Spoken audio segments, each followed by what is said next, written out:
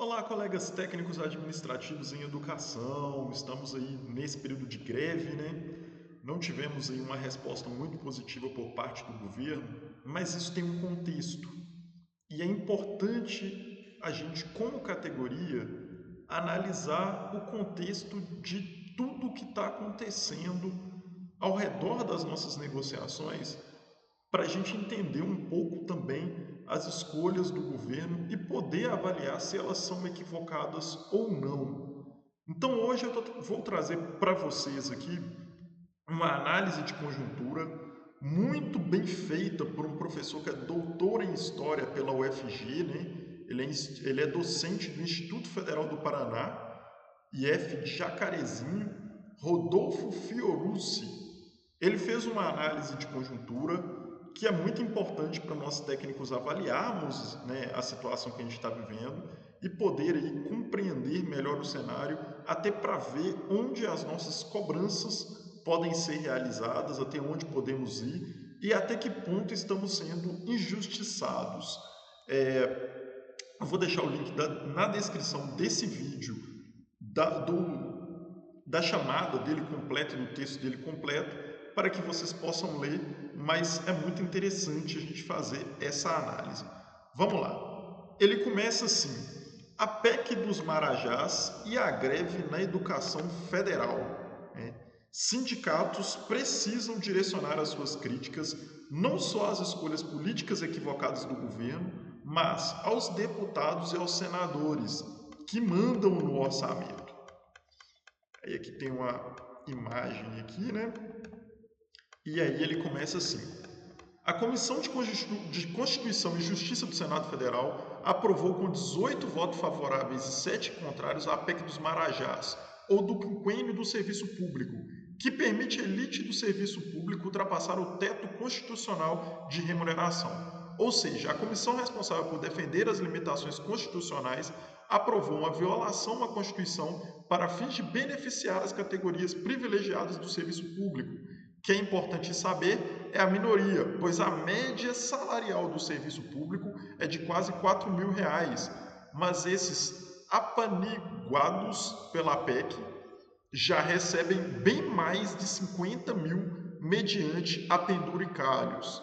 Então a gente tem ali pela Constituição que as pessoas, né, do serviço público, os servidores do serviço público, só poderiam receber 44 mil, mas a maioria desses servidores que estão na elite do serviço público, pelos penduricalhos, recebem mais de 50 mil reais. As categorias contempladas com esse presente para os deuses do Olimpo são as seguintes: juízes, procuradores, promotores, né?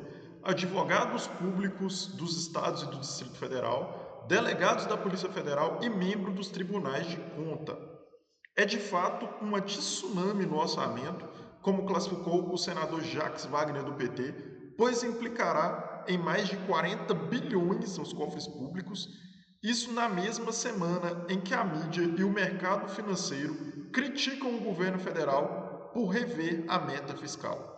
Ou seja, a mídia fica cobrando o governo conservar a meta fiscal, né, para pagar esse dinheiro a banqueiros, mas quando isso é jogado pelo Senado para pagar juízes e procuradores que são uma elite, a mídia não ataca com tanta força, né?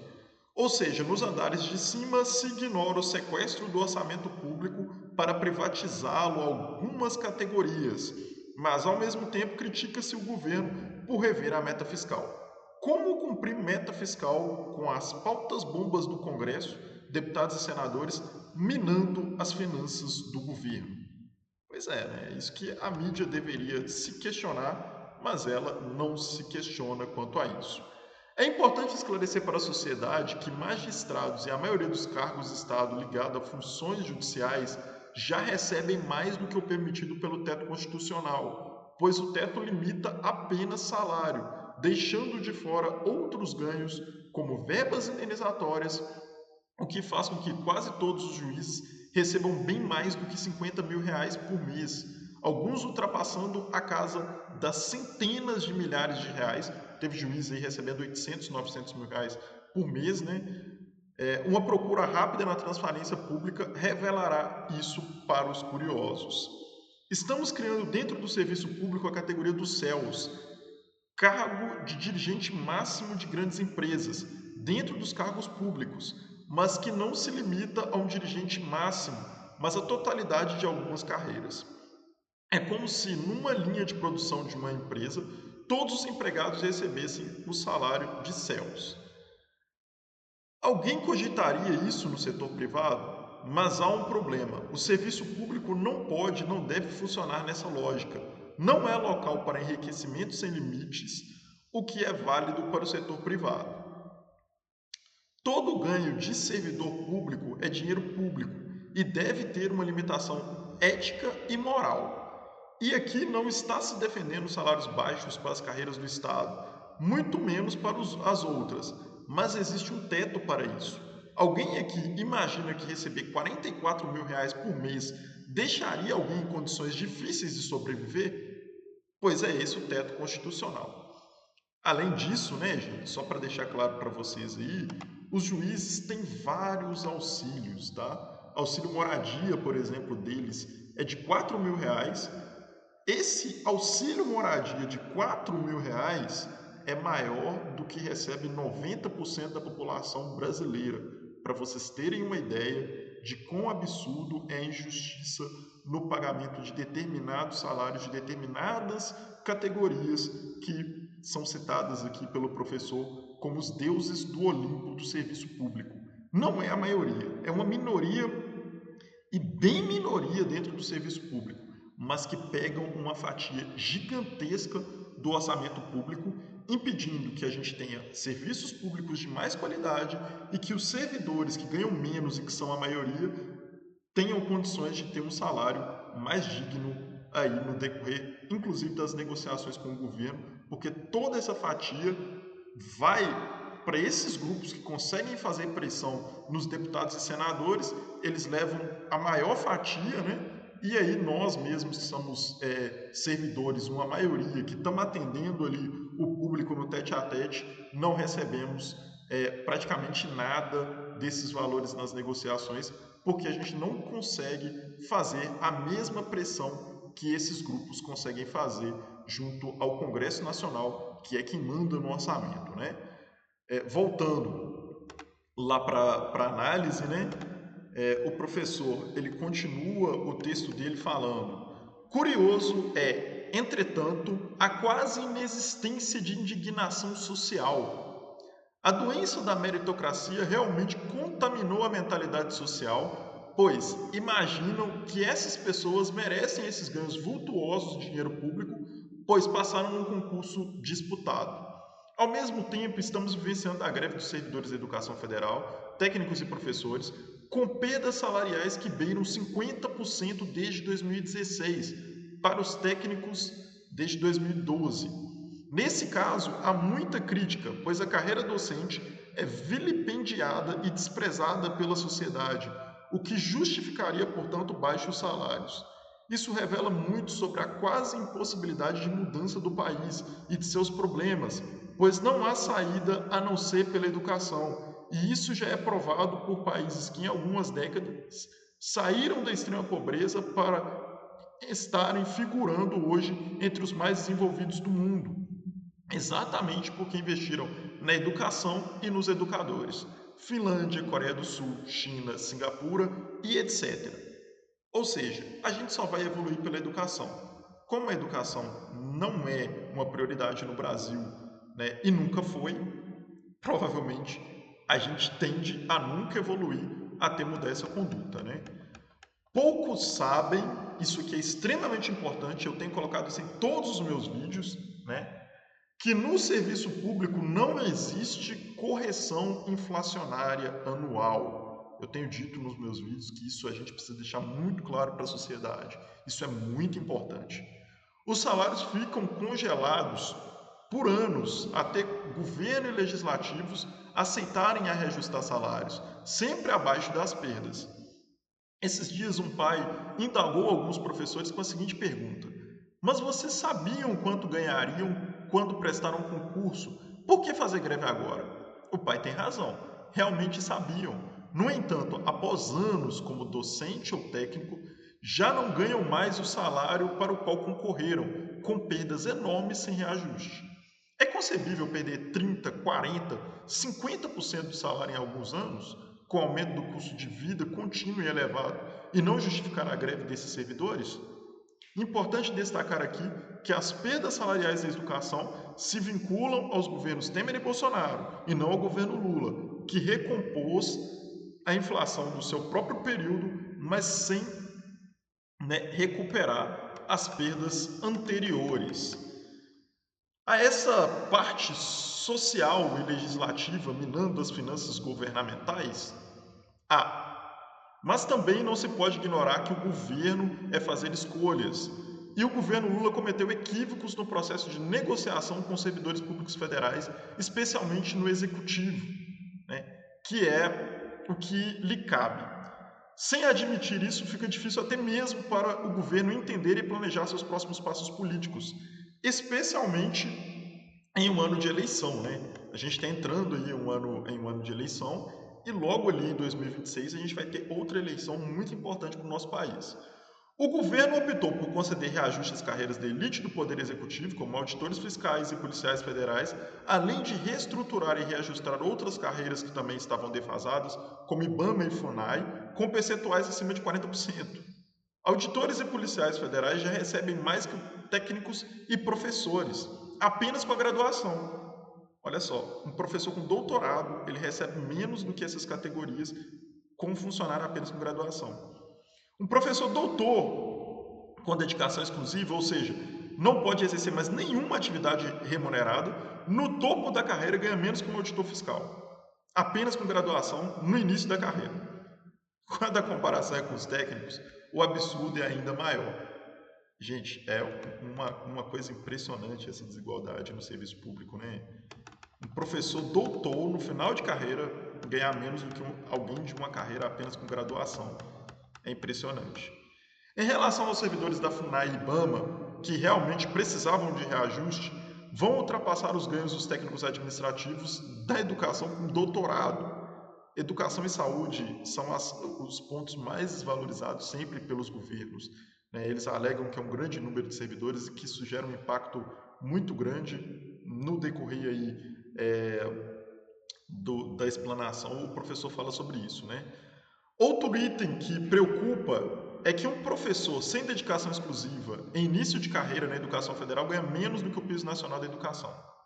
Outro problema, a dedicação exclusiva para docentes na prática entra nas contas como salário, mas não é. E tampouco é obrigatório para o governo.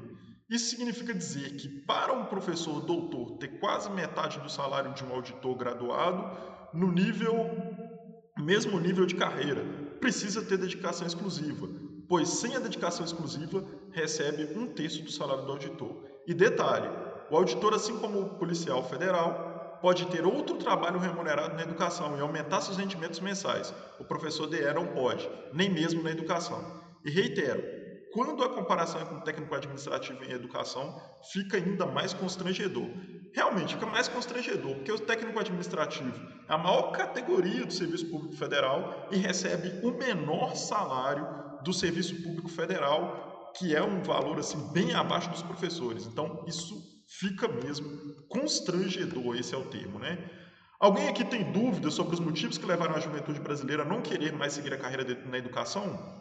Isso é sintomático, né, gente? Quando os próprios jovens não querem entrar para uma carreira importantíssima para o Estado como a educação, a gente vê que o país está indo rumo à falência, né? Dúvidas sobre a péssima educação nacional, seja pública ou privada? E tem um detalhe, os institutos federais que foram criados pelo governo Lula e Haddad entregam, né, um dos 10 melhores sistemas de educação do mundo, segundo a maior avaliação internacional de educação, o PISA. E ainda assim a educação federal foi preterida nas escolhas sobre quais carreiras abraçar. Nem isso a sociedade que se diz meritocrática olha. Se existisse meritocracia, quanto deveria ser o salário de professor e técnicos que entregam uma das melhores sistemas de educação do mundo para a sociedade brasileira? Essa é uma excelente pergunta, né? A UFMG também ganha esses títulos aí de melhor universidade da América Latina praticamente todos os anos. Que retorno estamos tendo de investimento do Estado nesse sentido, de valorização? Praticamente nenhum, né? Até aqui nem sequer se colocou as questões da políticas na balança, né? Como, por exemplo, a repetição de um erro cometido no passado, de querer trazer para apoio categorias que historicamente são contrárias às pautas progressistas, né? E a um país menos desigual. As polícias federais, no geral, não apoiaram, não apoiam e dificilmente apoiarão o governo do PT, independentemente de qualquer benefício e autonomia dada, como já ficou provado em suas atuações junto à criminosa Operação Lava Jato e durante as eleições presidenciais de 2022, assim como os militares e elite do funcionalismo público. E mesmo assim se acredita que, mais uma vez, conceder benesses a essas categorias, a revelia da base real do governo, pode trazer algum ganho. É uma dupla perda. Ao mesmo tempo em que se pede paciência àqueles que foram às ruas, que fizeram uma luta política, que promoveram a desconstrução permanente das fake news nos últimos anos. Como disse o líder sindical, quando você não toma conta da sua casa, vem outro e toma. Se não se toma conta da sua base, a lógica pode ser a mesma. Então é preciso corrigir os rumos do governo, né, atentos e cientes que o momento político é perigoso, que o bolsonarismo está ainda ameaçando a democracia brasileira e que as forças dentro do Estado ainda estão esperançosas na queda do governo, inclusive os presenteados nos reajustes. Portanto, não se pode cair na mesma armadilha do Fora Dilma de 2013, né? Mas também não se pode fechar os olhos a equívocos governamentais a ter como ajuda para corrigir os rumos, né? O governo tem que olhar mais para sua base. Se perder a base, vai acontecer a mesma coisa que aconteceu com a Dilma em 2013. O outro lado ele já não tem. Se perde o lado que tem, o governo está completamente perdido e dominado. Então o governo tem que olhar suas bases, ter um carinho especial com essas categorias que são gigantescas. São as duas categorias maiores do serviço público, são exatamente os técnicos administrativos e os professores, valorizar a área da educação e da saúde e esses servidores que têm um papel muito importante na sociedade para manter a sua base coesa ali na hora das disputas políticas, né? É preciso também reconhecer o trabalho do Congresso Nacional contra a educação. O presidente do Senado, Rodrigo Pacheco, ao colocar essa PEC aí, né, dos Marajás para votação no momento da greve da educação, colocou uma faca orçamentária e fiscal no pescoço do governo dos professores e técnicos. A PEC do Pacheco ataca diretamente as possibilidades de valorização da educação. Na Câmara, Arthur Lira ameaça derrubar os vetos presidenciais que cortaram bilhões de emendas parlamentares extras que visam as eleições municipais desse ano, que interessam muito aos deputados para as campanhas em 2026, aliados a prefeitos eleitos com apoio de suas emendas. Agora pergunto, é justo apenas colocar a greve como consequência dos atos do governo federal? Não é. O governo fez escolhas políticas que não foram pelos educadores. Fez. Mas os deputados e senadores estão há anos sequestrando o orçamento público e impossibilitando investimentos cruciais para o desenvolvimento da sociedade. É preciso dar a cada um seu quinhão nessa disfuncionalidade brasileira. O que é preciso compreender é o papel do governo na eclosão da greve. Provavelmente não haveria greve se não houvesse reajuste para a elite do serviço público, ao passo que se ofereceu 0% para a educação. Como pode-se argumentar que não é possível reajustar e buscar corrigir as perdas dos servidores da educação porque não há orçamento e existe mestra fiscal, ao mesmo tempo em que se reajuste as carreiras da elite, como salários da Polícia Federal que chegaram a mais de 40 mil e com oferta de bônus mensal a auditores de 11 mil por mês, fora reajuste de salário.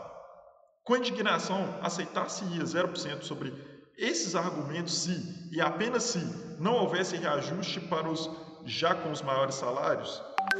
O que não é possível é aumentar o fosso cada vez mais entre os deuses do Olimpo do serviço público e o resto. Sempre sob a justificativa de que o número de servidores dessas carreiras é bem menor, eleva-se seus salários e congela o dos outros. criando diferenças brutais dentro do setor público a ponto de ter que atacar os limites constitucionais para aumentar ainda mais salários, pois o céu já não é mais o limite para alguns. Desejo que essa greve tenha um fim em breve e que o governo corrija seus passos urgentemente, sob pena de contrair consequências políticas consideráveis se não o fizer. É um trabalho delicado e que exigirá maestria de Lula e do governo, sim, mas é necessário. Ao mesmo tempo, é preciso que os sindicatos passem a direcionar suas críticas não só às escolhas políticas equivocadas do governo, mas aos deputados e senadores que são, de fato, quem mandam no orçamento. Se não há muita margem para investir na educação, o motivo está no Congresso, e isso não pode se perder de vista. Vide a PEC dos Marajás, colocada em análise por Rodrigo Pacheco, e as ameaças de derrubadas de vetos presidenciais quanto às emendas parlamentares extras, conduzidas pelo Arthur Lira. Né? Então, assim, ele ainda coloca uma observação ainda que toda a bancada do PL, partido de Bolsonaro no CCJ, votou a favor da PEC dos Marajás, e assim como Sérgio Moro e Flávio Bolsonaro. Então, assim, uma análise impecável, uma das melhores análises de conjuntura que eu já vi na mídia, né? Foi sensacional a análise do professor Rodolfo Fiorucci, e cabe aí, então, a gente cobrar do governo, né, que ele tenha um olhar mais carinhoso para a educação, assim como ele prometeu, né, cobrar do MGI, né, para a Esther, que é a ministra do MGI, que prometeu também, né, que o governo diminuiria, no caso, as diferenças salariais no serviço público e faria um serviço público mais justo. Na proposta que ela fez para nós técnicos, isso parece que não foi levado em consideração e a gente precisa correr atrás disso, porque foi uma promessa que ela fez.